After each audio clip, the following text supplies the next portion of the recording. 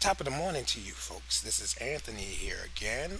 Of course, sporting my HBCU t shirts, Coppin State University. Drop down and get your eagle on. Yeah, I have 2 degrees from Coppin, my bachelor's degree in U.S. history and research with a minor in secondary education, and my master's degree in addictions counseling. Today, I just want to highlight a few things. First, beginning with getting back to a 50% level of interaction in the cities, the states, and the community after COVID 19. But, folks, please don't get it twisted. It is still out there, it is still killing. People are still testing for it. Take your proper precautions. Be mindful of what you do and who you are around. I'm not saying be paranoid. I'm just saying be mindful of your health and be benevolent when you wear your mask, gloves, use hand sanitizer, and certain things of that nature. We know we are a sociable creature and stuff, so we like to socialize with one another. And excuse me, and that's just a part of human existence because we feel and feelings come through people and we feel for and towards one another. So keep yourself safe and healthy.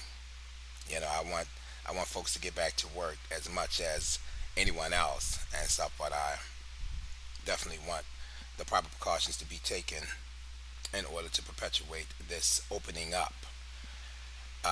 In August, we would usually do have our big family gathering and stuff, which I talked to my elders and some of my older cousins in my family, and we agreed not to have it because definitely, family functions, you want everybody to feel comfortable about where they are, what they're doing, and stuff, and enjoy themselves. You know, and another hit is all these doggone fireworks these people be setting off all through the night. They have no compassion or no consideration for people who get up and go to work, people who have children. I mean, you're hearing boom, boom, boom, boom all night long. And this is in Baltimore. I came out of the Dollar General and saw a big pack of fireworks and firecrackers and sparklers and all this type of stuff. And I'm like, really?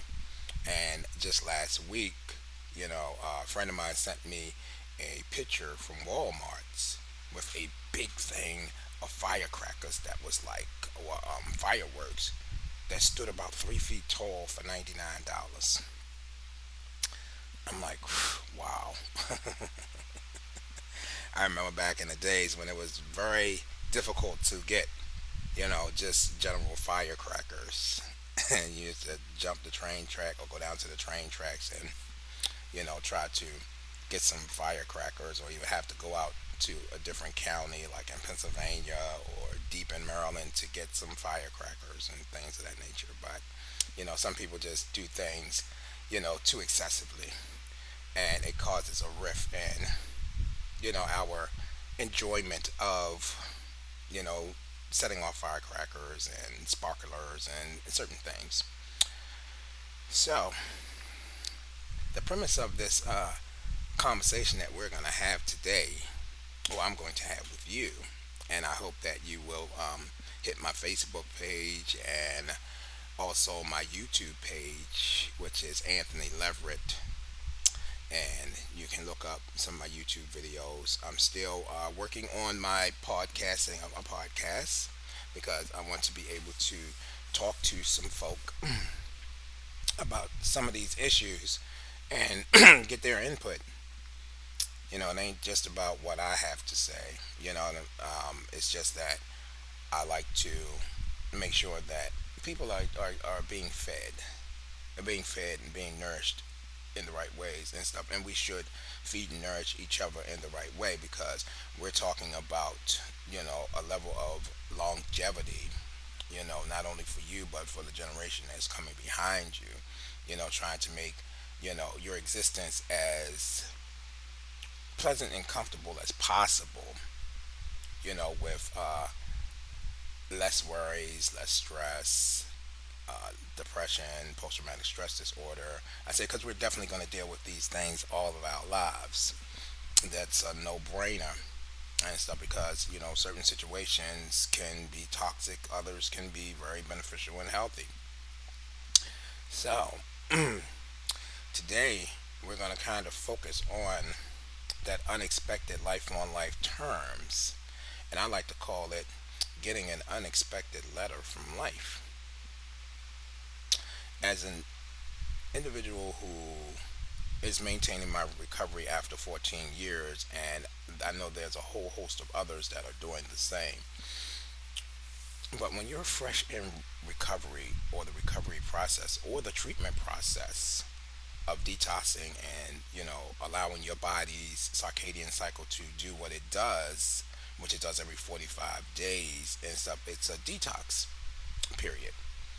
I know when we hear circadian cycle, we think more about the rhythm of your heart, your circulatory system, and it's more of a platform of how your body operates within and stuff, how your heart and your blood and your breathing and stuff kind of all operates, to make you, a very functioning individual.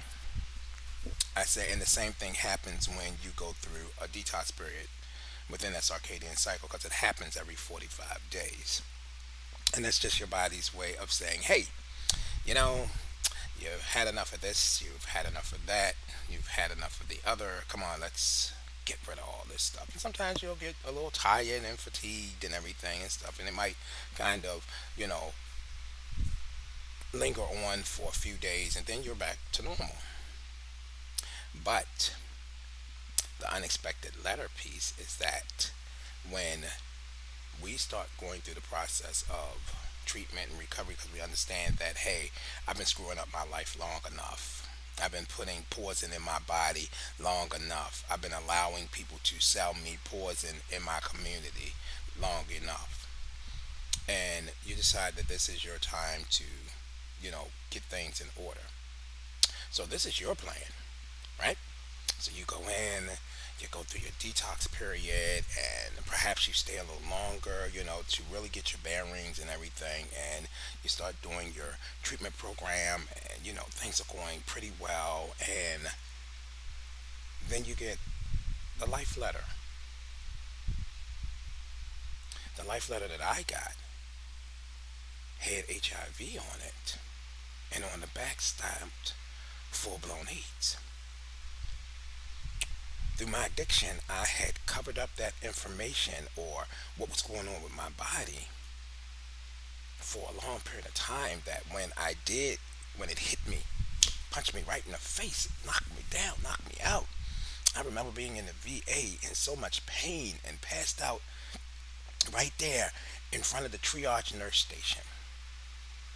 And thank God that, the triage nurse knew me because I would always come down there like for urgent care. I'm a veteran. So I go down there for urgent care. Didn't have no health insurance, no life insurance, and stuff. I'd have been ass out if I would have died. So this man scooped me up off the floor, took me to a room.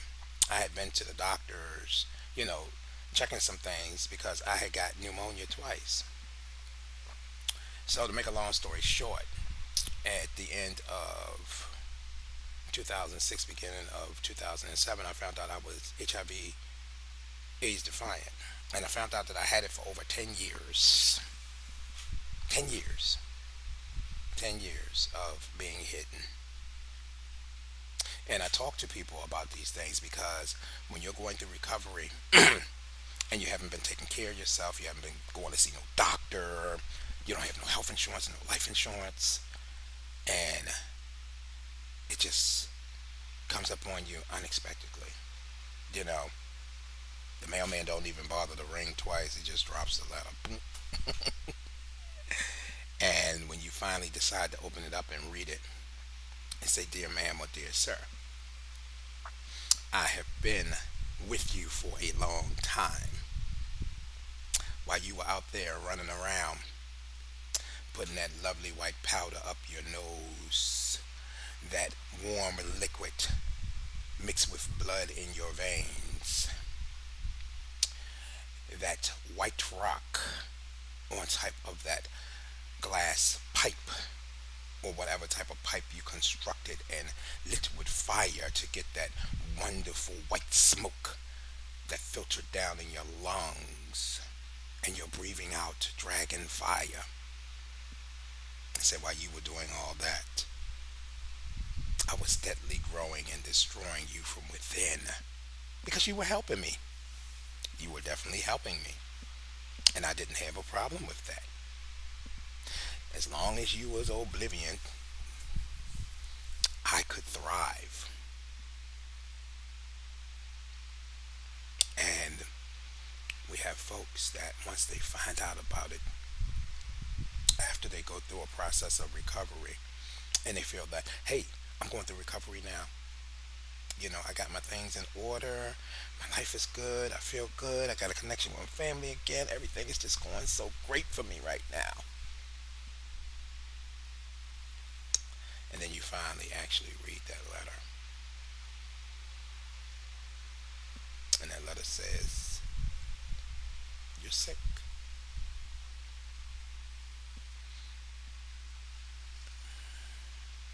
And it becomes very emotional for some folks. It's still emotional for me when people come to me and say these things about being ill and they're just finding out. Because I know what the pain is, I know what it feels like to lay still and pump pills and medication in you without being able to have an appetite, being able to eat, being able to function, being able to wash your own butt, to cut your own hair, to keep yourself groomed, not knowing whether you're going to live or die.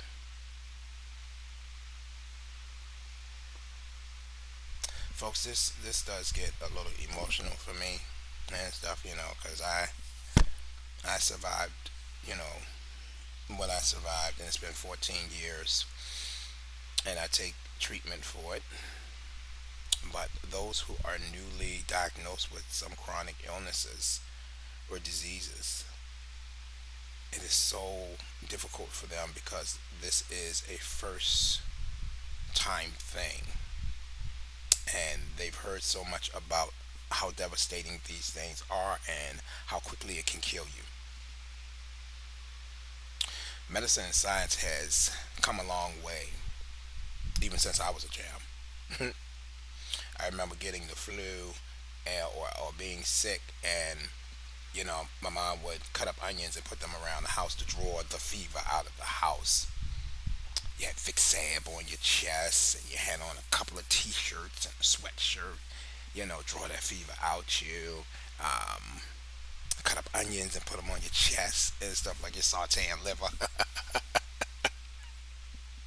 But these are the things that we went through. Even my grandmother, she used to make like this onion concoction and leave it in her medicine cabinet and stuff. One spoonful of that, boy, clear you right on out. But those are general sicknesses that are acute. And what I'm talking about is what's chronic. And when people get that information, the feelings and emotions just become so overwhelming. And I continuously talk to people about recovery, health, making sure that you have a contingency plan for when things happen that you don't know are going to happen or that come at you unexpectedly. We must always do this. My heart goes out to all those individuals who are still fighting or just now realizing that certain things had come across their path based on the letters that they received from life. And I just try to encourage them to, see a professional, a medical professional, very assess their issues, see what type of incentives or medication or whatever is out there for them that best is suited for them. But the one thing that I will tell them is please do not sign your life over in ink. The God of your understanding or the science of your understanding is already a part of you, and you have to understand yourself. I understand that some things can be too far gone, and we have to act to keep ourselves healthy and to keep ourselves aware of things that are going on out there that could potentially be harmful to you and that can kill you. Me myself, I'm still losing a little weight. I lost about 3 pounds and stuff, so I went from 215 to 212. I'm happy about that, and this happens in summertime anyway because I sweat a lot.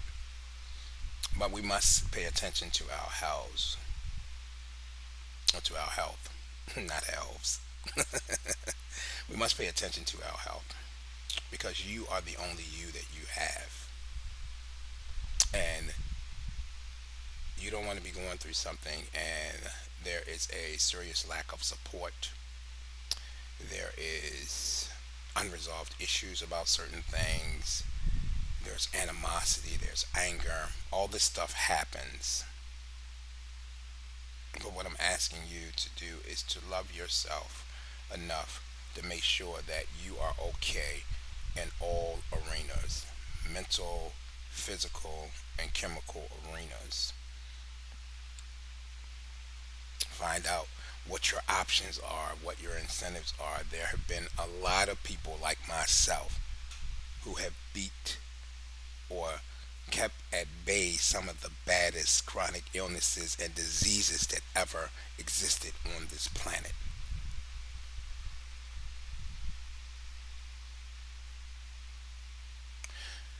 Life is going to do what life does. The world is going to do what the world does. But the thing is this: what are you going to do about the you that you are, that you're being, and that you are becoming? Life is not promised to us for the next day. But does that mean you're not supposed to plan for it? I love you all, and I hope that you will pull up the video and listen. I will be posting it on Facebook as well. And when I start doing my podcast, I will keep you updated. Stay safe and healthy and be good to one another.